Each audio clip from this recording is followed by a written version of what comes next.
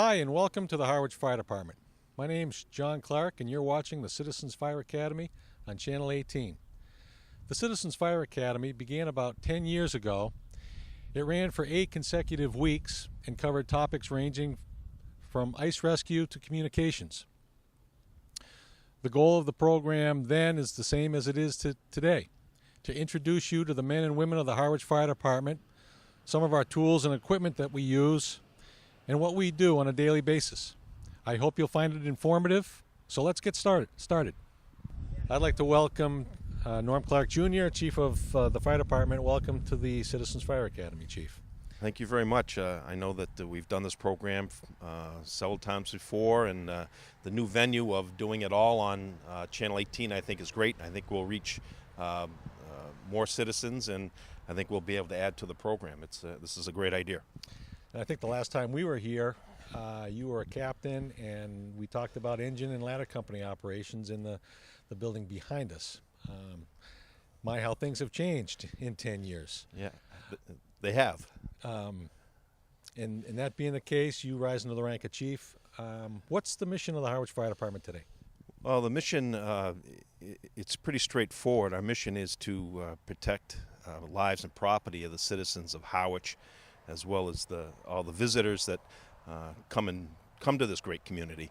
But it also goes deeper in that our mission statement is also to provide the necessary equipment and training for our firefighters, EMTs, and paramedics to provide the best service that is expected of them that we have provided over the years. So our mission statement is all encompassing, from protecting the citizens and making sure that we have a strong, dedicated, professional workforce here.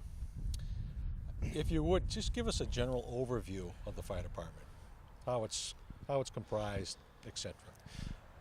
The fire department in Harwich is made up of 30 firefighters. We run 2 fire stations. We're speaking at the headquarters station on Sisson Road, which is now part of the public safety facility. We're attached to the new police station. We also have a Station 2 and 137 and 39 in East Harwich, and we maintain a full-time firefighters, paramedics, EMTs there as well. There's 3 on duty in East Harwich, and we try and, at a minimum, have 3 on duty here in the main station on Sisson Road. Now I'd like to introduce firefighter Bruce Young. Bruce, welcome to the program. Thank you, Captain Clark. Can you tell us a little bit about yourself? My name's Bruce Young. I've been with the fire department since 1978.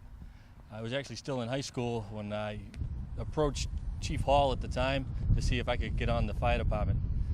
You had to be 18 years of age, and I got on the fire department before I finished my senior year in high school. I come from a long line of firemen. My grandfather, Fred T. Young, was a deputy fire chief here, and my dad, Bruce C. Young, he was a call man first and made it through the rank of captain before he retired. Bruce, you're the current president of the Harwich Fire Association. Can you talk to us about what the Fire Association is and its mission and role here in the community? I've been president of the Fire Association for the past 7 years. It's a role that I take quite seriously. The Fire Association has been around since March of 1928. It's something that the Fire Association likes to support the men and women of the Harwich Fire Department in ways that the town can't provide.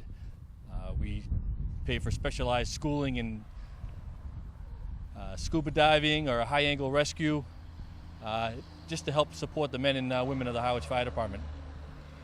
We've started a couple of new programs since I became president. The newest one is we've been going out into the public and presenting different businesses with an automatic defibrillator.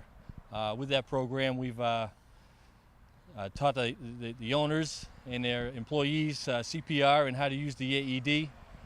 The first one was given out to the Harwichport Golf Course. This past year, we gave one to the Harwich Chamber of Commerce. All those people have been taught CPR and how to use the AED. Hopefully, they'll never have to use it. Bruce, we're standing outside here in the beautiful memorial garden, and there are a number of different plaques and plantings here that represent some very important things to us here at the fire department. Would you explain what some of them are and the meaning that they have? Sure. After 9/11, the membership here wanted some place to be able to go and reflect. At first, before we added the police station on, we just used the main entryway to the fire station to have as our little place of reflection. After they added the police station on, we had lost that space. So the membership decided to create our own little memorial garden, and this is what we have here. It's a wonderful space.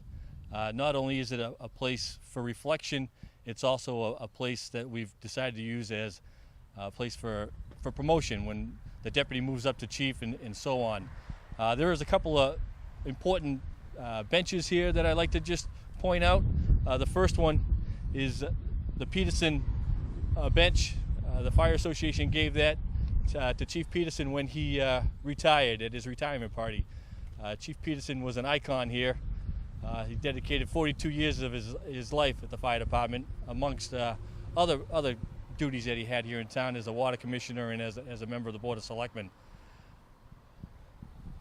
And the bench that we have to the right, Bruce. This bench here is in memory of Captain Robert Johnson, Bobby J, as we all called him.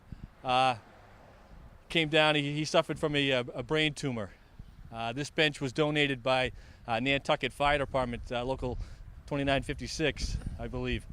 It's a beautiful black granite bench. Two of his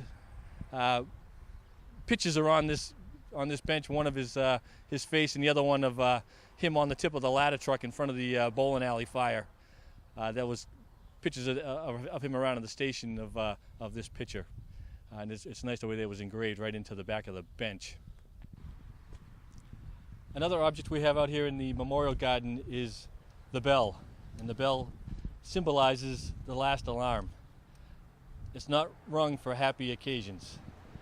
Usually when someone passes away, either in the line of duty or after retirement, we ring the bell 4 times, 4 rounds of 5, symbolizing a line of duty death. It's not a bell that's rung for a happy occasion. It doesn't get rung that often.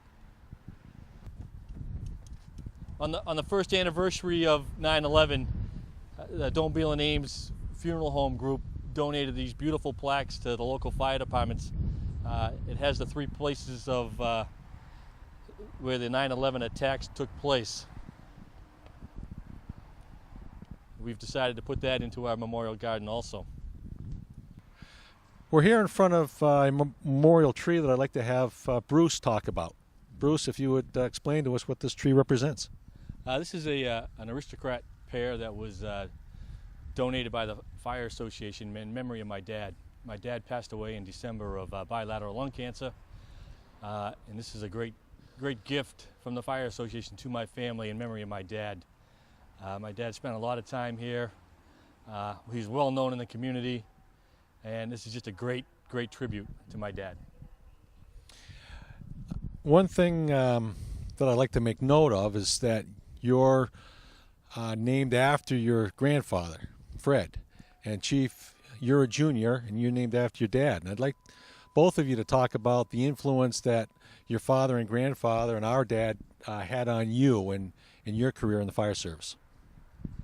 The fire department has been in my whole life. From the time I was born, my grandfather was a deputy fire chief, and right up till today, someone in my family's been in the fire service. I lived on a street where Chief Peterson was. I had Peter Norgio next door to me. I had Al Connors right down the street. Back in the day, we had an air horn on top of the fire station, and when there was a fire, they'd blow that air horn. Certain amount of times for what part of town the fire was in. And I used to get on my bicycle and go to the fire. I knew roughly what part of town it was, and when the fire truck made a turn, there would be a watermark in the street. Left turn, there'd be a watermark. Right turn, there'd be a watermark in the street, and I was able to ride my bicycle to the fire. Most often, I got in trouble for not being home. Or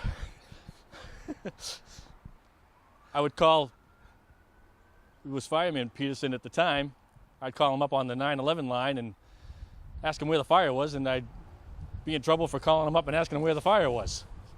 So it was instilled in me right from the very get-go that public service in my family and in me is something that I've wanted to do.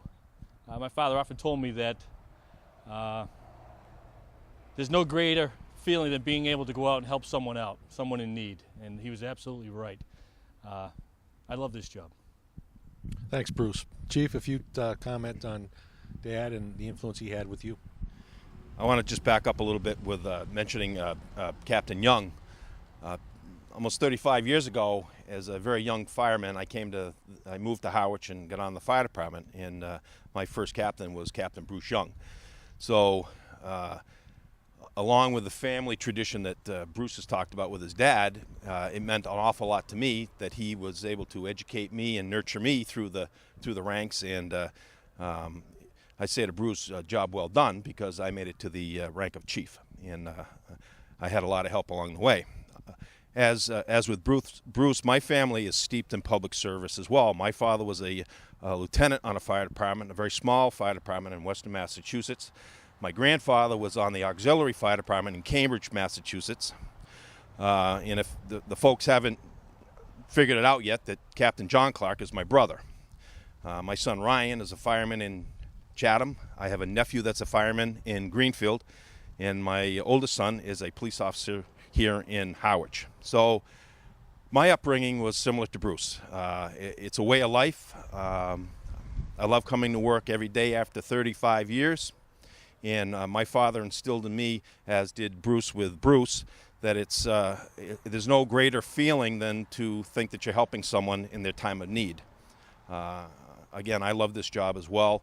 And, I speak for John and the rest of my family who's decided to make a public service, either police or fire, a way of life. And, his values were instilled in me very young, and I'm proud to say that that I was able to follow in tradition of my family and become a fireman.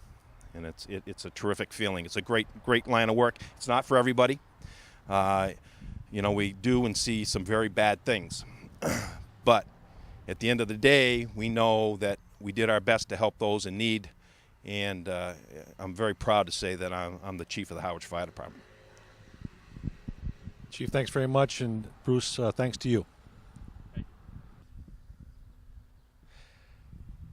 We're standing in front of a couple pieces of apparatus, engine 6.5 and engine 6.8.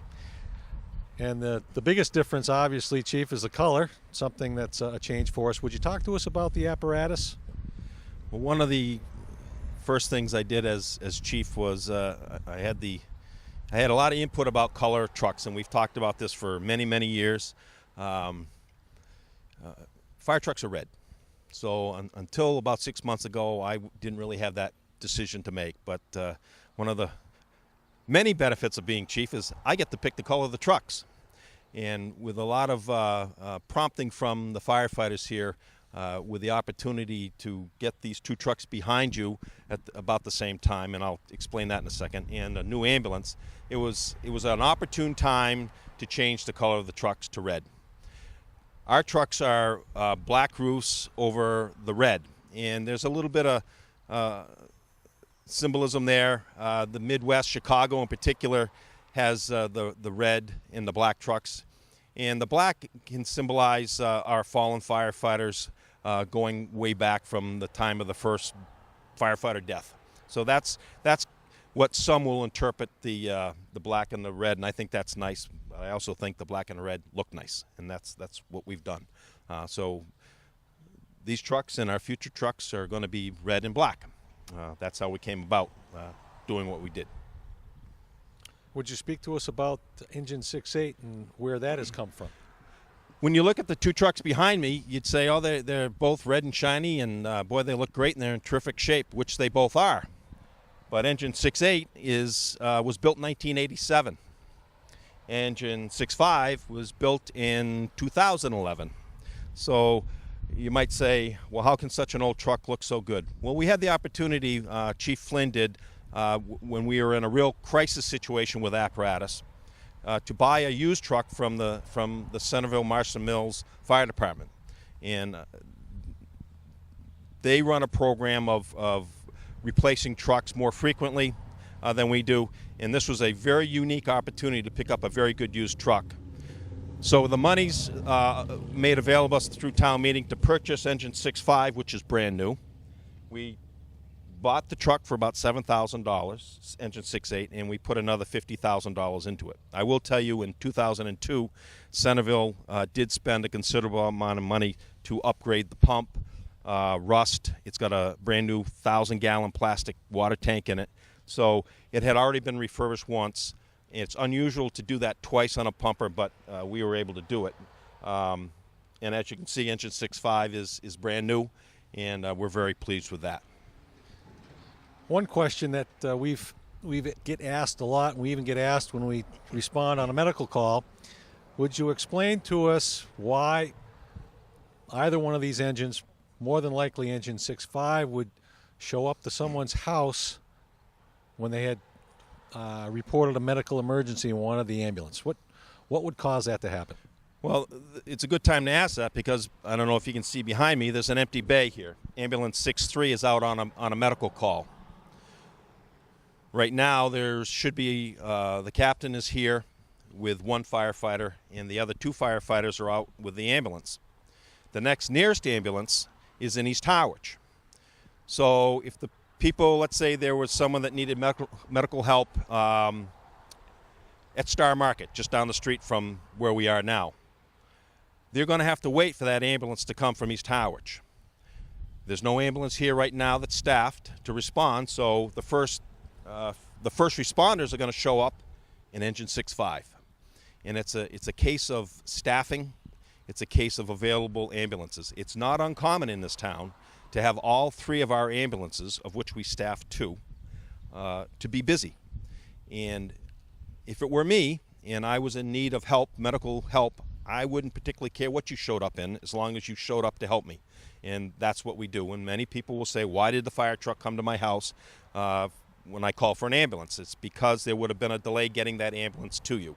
So the fire trucks all have medical equipment on them, with trained personnel on them, and it's a stopgap measure or to provide help for the ambulance crew during real serious medical calls. We're standing in front of the combined fire and police facility here, and I think that you were involved in the building of both facilities with combined dispatch. Would you talk a little bit about these facilities, how they're working out for us, the future of the facilities, and touch on, if you will, combined dispatch? They did a really great job designing the new police station to develop a public safety facility here in Harwich. The police station is now attached. The brand new police station is now attached to the fire station, which, believe it or not, was built in 1995. So if you look at the facility, you would think it was all built at the same time, and that was done by design. As part of that development of a public safety facility, the public decided that they wanted to have joint dispatch. In other words, before the new police station was built, we had a police station with 4 dispatchers in it, and we had a fire station with 4 dispatchers in it. It was important to think that we could better utilize those employees, those dispatchers, if they were cross-trained and all sat together. And in the middle of the complex, off the lobby, is a communication center.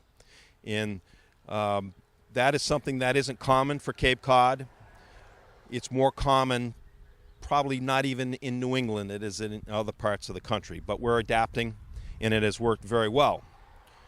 So when we combined the buildings, we combined the dispatchers, and they're now public safety dispatchers.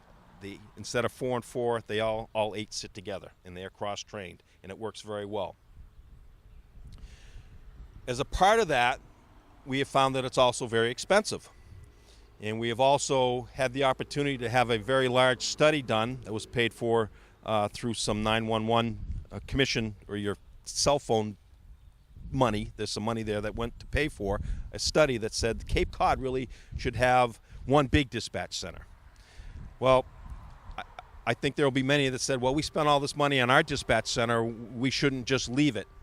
Well, that may be true, but in economic times as they are, I think we have to look at what's best for the citizens, but also spend their tax dollars as wisely as we can. I would foresee that there'll be a time when we do build one big dispatch center on Cape Cod, but I could also foresee that a facility like what we have here in Harwich would be used as a backup facility. I don't see this happening tomorrow or the next day. We very well may send our fire dispatch to the now county dispatch system that does, I believe, 9 towns on the Cape. We very well may offer our center to the county to handle the overflow requirements of the towns wanting to join a regional center. So I'm not exactly sure of the future of our dispatch center, but the development came out of combining the fire and police, and that worked very well.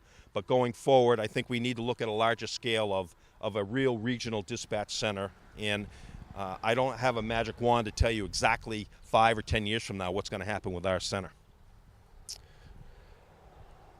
I'd like to talk a little bit about the generous donation that the Kroll family made back in 1975, I believe, that enabled us to build Station 2.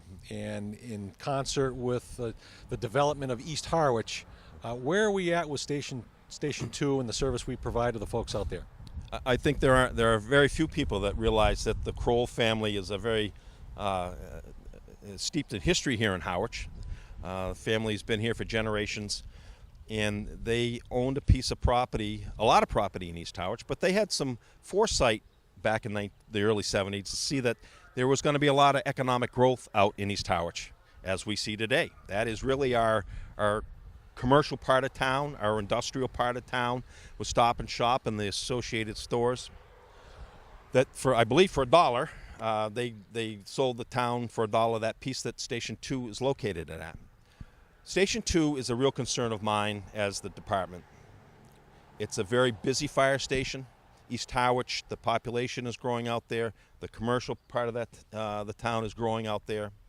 And we don't provide as much service as we did when that station opened as we do now. With the tight budgets, we've had to cut back on how we staff that firehouse. We were able to put off-duty firefighters in there when the ambulance went out. It takes about 2 hours to do an ambulance call. So there are significant parts of the day when that vital fire station is unmanned. It's unstaffed.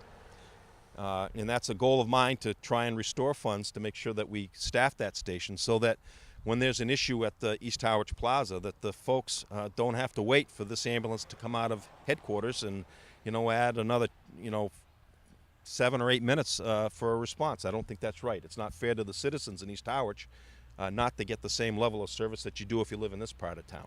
I will also tell you that there are regional efforts.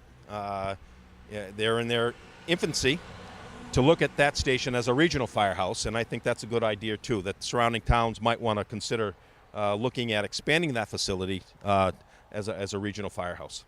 I'm a proponent of that. If you will, we've hired a new harbor master in town. Would you talk to us about our marine capabilities and how that partnership between the harbor master and the fire department is going to provide the service out in the water or in the surrounding waters of Harwich? It's a great question, and there's been some controversy, if you will, as to what our mission is on the water. Well, we have fires on the water. Boats catch fire. We have a lot of property, a lot of expensive property that sits on the coastline. We are responsible to take care of people that are sick or injured on the water, and that's been a real challenge to provide the proper boat for us to be able to handle those emergencies. John Rendon has been hired as our new harbor master, and he has a strong background in public safety. He's retired from the Coast Guard, and our mission has changed in that we're going to try not to be necessarily in the boat business, but John is going to go forward to try and provide us a vessel, more of a public safety vessel that he can provide, and we'll provide the manpower to respond to these emergencies, and try also reduce the number of boats that the town has to maintain and keep up. And I think that's going to work very well. We have a great relationship with Harbor Master Rondon, and he's gonna do great things for the town, and I am looking forward to working with him. We've already started working on joint policies and procedures, and I know about in the middle of the night last night they had a report of a boat fire off the shore, and we responded from here, and Harbor Master Rondon provided the vessel and piloted that vessel out to check on that reported fire. On a lighter note, what's a typical day for you? I would say that there is no typical day for me. We're a fairly small fire department. I don't have the luxury of coming in at 8 or 9 and just sitting behind the desk and leaving at 4 or 5 and just do my administrative duties. For one, I'm a fireman, and I'm not one for just sitting in place all day long. So I like is to have as much hands-on that's appropriate for the chief. But I do a lot of administrative duties. I deal with all the personnel issues, all the purchasing. We work very closely, or I work very closely with the DPW and Link Hooper and his mechanics. Usually we meet daily to review they do all the maintenance on our fleet, and I do that. And when needed, I respond to appropriate emergencies, and that's 24/7. The Deputy Chief Fahrenkoff, and I are really 24/7, as are all the firemen. We're responsible on a rotating basis to be available every day of the month, every day of the year. So there is no typical day for me. There are many administrative duties, but we do almost 4,000 runs, 4,000 calls for service here. Many are medical, but bad accidents, fires, those types of things I'm responsible as well to respond to. And not that I'm asking you to leave before your time, but what's the legacy when the time does come that you'd like to leave behind? Well, you always want to leave the job, whatever it is, better than when you came in. I'm going to leave the folks red trucks. I'm rather proud of that. I'd like to make sure that we provide a better service. I hate to put it that way, a better service, because we provide a terrific service now. I want to provide better opportunities for training. I want to make sure that we have a good, solid replacement schedule for these trucks, and that we maintain the appropriate number of firefighters / EMTs or paramedics to do the job that the people deserve and they expect. And that's a stretch right now. We have an unfunded position, and I don't want to get into making any political statements here, but I want to work real hard with the town and the citizens to get the staffing where it needs to be, so that we're not stretched so thin that we're going to have that tragedy that we're going to say if we only had that 1 or 2 extra guys or girls that someone didn't get hurt or die. So those are the types of things I'm working hard on. But again, if I can make it better than when I came in, I'll say it was a good day. Okay. Chief, thanks for your time. And it's time to meet the second in command, so we'll make our way down the hallway. We're here with Deputy Chief Ken Fahrenkoff. Welcome to the Citizens Fire Academy, Deputy. Thank you, Captain Clark. As I look on the wall, I see a couple of important pictures. Would you talk about those for us? Yes, I grew up in a firefighting family in Hyannis. My dad was retired chief from Hyannis. He did 35 years on the job, and I also have 3 brothers that are fire captains, 2 in Hyannis and 1 in Dennis. And I have 1 brother that's a retired lineman for the phone company, all in the public service sector. I grew up with the fire department. I consider myself being a fireman since age 6. I think that was about the age we started chasing the fire trucks around Hyannis. It's a very rewarding career, and I wouldn't have made any career changes in my career path, that's for sure. Deputy, if you will, just tell us a little bit about yourself, where your tenure here in Harwich. Okay, I'll just go back quickly. I was born and raised on Cape Cod. I've been married 30 years this November to my lovely wife. I have two great children. They're both in college at this time. Being part of the fire department service, it's really the only thing that I knew growing up. I spent a lot of time with my dad at the fire station, and it trickled over to when I graduated from high school. I knew what I wanted to do, and I went away to college up in New Hampshire, and that was my first real exposure to the fire service. I lived at a fire department up there while attending college.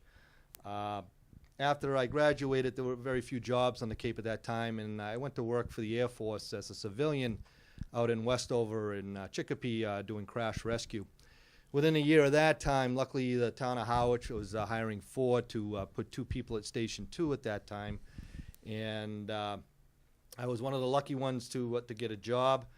I started out as a firefighter. First of all, I started out as a call person here in the early 80s for a short period of time. And I was hired in '84, full-time as a firefighter EMT. Promoted to lieutenant approximately 12 years later.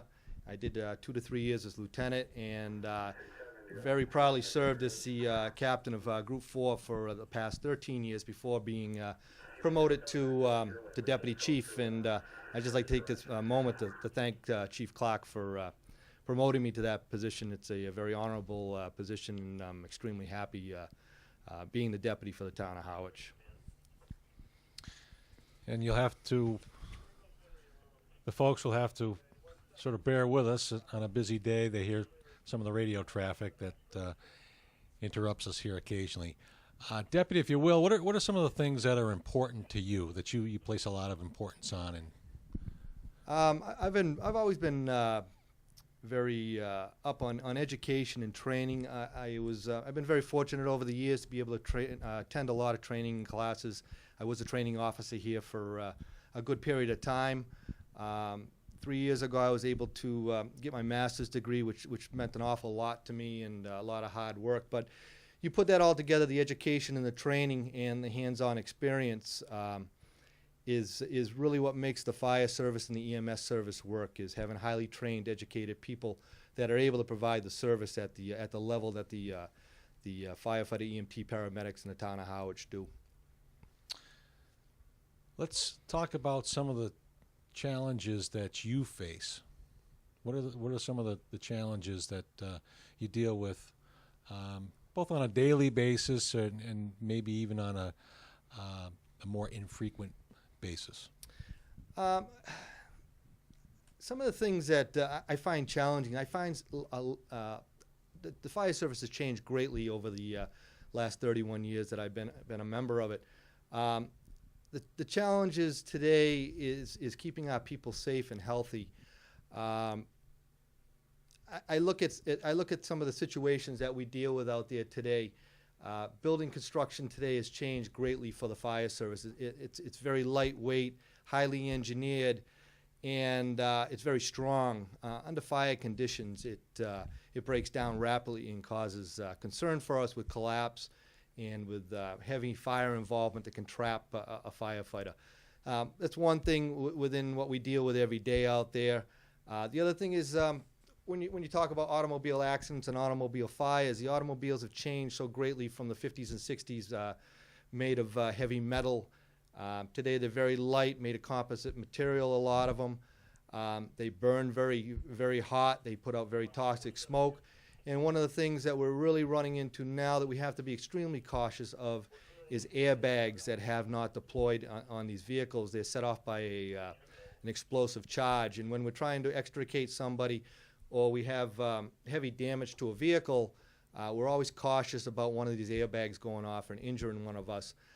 And the newest of things that we're dealing with in automobiles is these hybrids, electric generated cars. They have extreme voltage in them.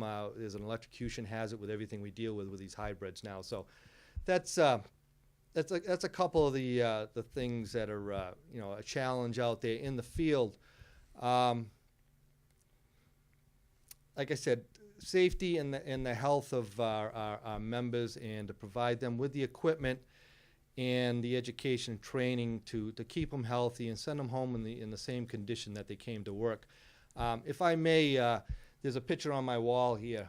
I don't know how you want to do this. There's a picture on my wall here of a fire in Chatham, and there's 6 members standing in front of that picture. And I look at that picture every day, and there's 3 of those guys are dead now, and they all died of cancer, and as young as mid-50s. So that's a very saddening situation that we deal with and we've dealt with, and it's a pretty big number for a small department. All 3 of them were captains, and it's very sobering to see it. And a lot of members come in here and look at that, and you can see the look on their face. If we could switch gears a little bit, just tell us what an average day for you is like. I usually start my day at approximately 7 in the morning. I'm in charge of, I do a lot of paperwork, a lot of attendance. I've been very fortunate to have been able to develop the promotional process within the department. Within the fire service, when you promote somebody to the top, it has a trickle-down effect, and everybody gets bumped up from the bottom up, from a new hire to a new lieutenant to a new captain, a new fire inspector. And I was given that task to develop all the testing for that. The written test was done from outside, but the oral boards, the fire problems, and to get everything together, the interviews, it was very challenging, and it was the first time we've really done it at that level, and it turned out very well. That was one of my biggest challenges. I find one of my biggest challenges personally is I'm a very active guy. I've been riding a fire engine for 31 years. Now I'm sitting behind a desk. It's quite a change, 180 degrees. And I enjoy it now, and it's a different change in career paths for me now. I still get out and fight fire with the people here, and still enjoy that challenge. And I look forward to the future of the Harwich Fire Department. I think we've always had a great department, but I think we're gonna move up. Okay, Deputy, thank you very much for your time. We appreciate it, and I'm sure we'll see you later on in the program. All right, thank you. Well, this concludes the first session of the Citizens Fire Academy. We certainly have covered a lot of material here today with the Chief and Deputy and Bruce Young, and I appreciate their input, and I'm sure we'll see them later on in the program. And hopefully you've been entertained, learned a thing or two, and will join us next time. Thanks for watching.